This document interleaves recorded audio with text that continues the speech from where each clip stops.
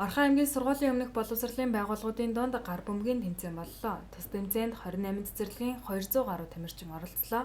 Энэхүү тэмцээнийг Орхон аймгийн 22 дугаар цэцэрлэг 15 жилийн ойдоо зориулж зохион байгууллаа. За Орхон аймгийн 22 дугаар цэцэрлэгийн 15 жилийн ойд зориулсан волейболын тэмцээнд сургуулийн өмнөх боловсролын байгууллагын нийт 28 багийн 224 тамирчин оролцож байгаа. За энэ тэмцээний онцлог нь бол бид нар одоо дэлхийн нийтээрээ бас цар тахалтай ингээд 2-3 жилиг үндсэндээ өнгөрөөсөн. Энэний дараа зохион байгуулагдаж байгаа анхны спортын тэмцээн гэдгээрээ онцлог.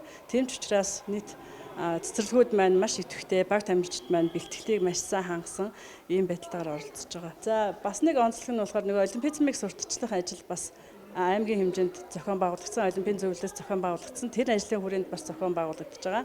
Тэр утгаараа энэ бусад цэцэрлэгүүд маань ч гэсэн саяны дээр олимпизмыг сурталчлах аяны хүрээнд баг тамирчтай сурталчилсан тэр онцлог байдлаараа бас медаль гавьяа шагналуудаар зүүсэн ийм тамирчид орж ирсэн байгаа нь бас онцлог гэж бодож байна. Одоо 3 жилийн дараа зохион байгуулагдаж байгаа тэмцээн гэдгээрээ онцлог. Бас нэг нь бол боловсрол шинжилх ухааны газар бас манай цэцэрлэгээс санаачилсан тэмцээнийг маань дэмжиж одоо энэ заал талбайгаар үн төлбөргүй хангах энэ ажлыг бас дэмжиж оролцож байгаа явдал боловсрол шинжилх ухааны газрынхаа хамт олон даргатай бас баярлалаа илэрхийлье.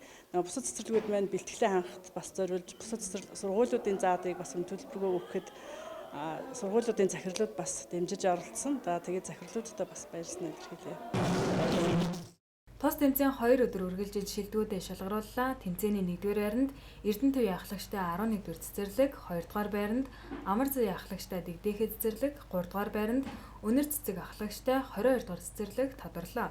Мөн тэмцээний шилдэг давтлагчаар 11-р цэцэрлэгийн Эрдэнэтэв, шилдэг холбогчоор 22-р цэцэрлэгийн Гантогоо, тэгш тоглогчоор 6-р цэцэрлэгийн Инх цэцэг нар тус тус шалгарлаа.